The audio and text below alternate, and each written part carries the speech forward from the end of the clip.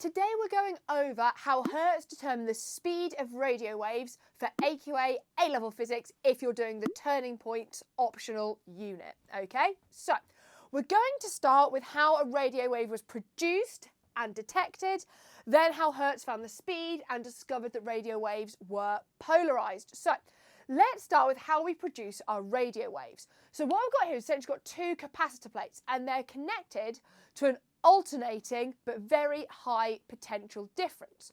What that means is we get an oscillating spark going across this little gap here.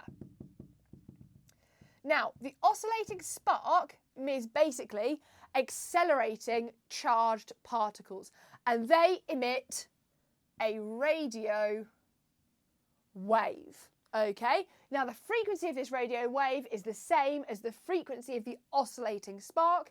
So it's the same with the frequency as the alternating current across these capacitor plates. Right, so let's talk about the receiver loop then.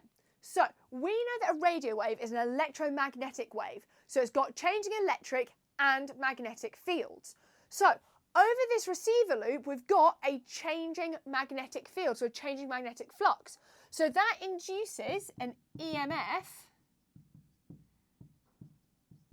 in the loop, meaning that on the receiving loop, we also get this oscillating charge.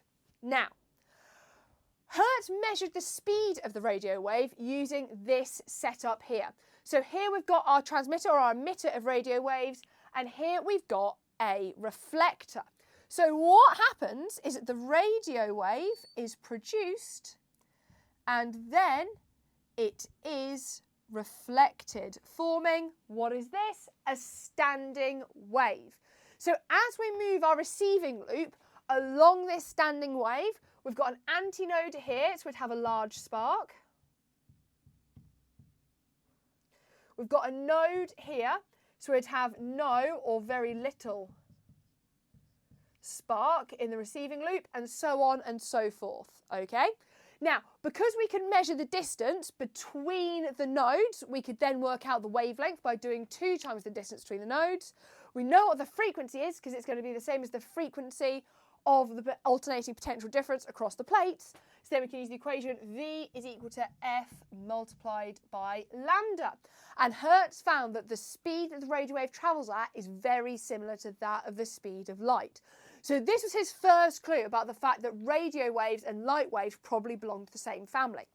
The next thing that we did is we looked at the polarisation of the radio wave. So what we've got here is we've got our transmitter, but we've rotated the receiver to 90 degrees.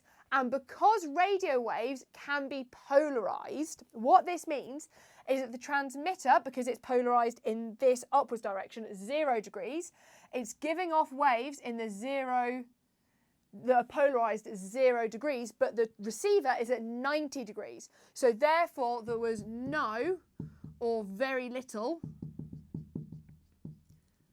spark when the receiver was rotated to 90 degrees, when it was rotated to either 0 or 180 degrees, and again we got a very large spark.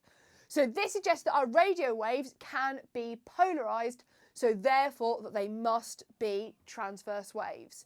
And there you go. That is the evidence for why we know that radio waves belong to the same family as visible light waves or the electromagnetic spectrum.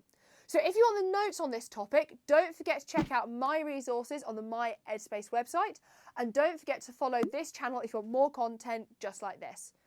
I'll see you soon.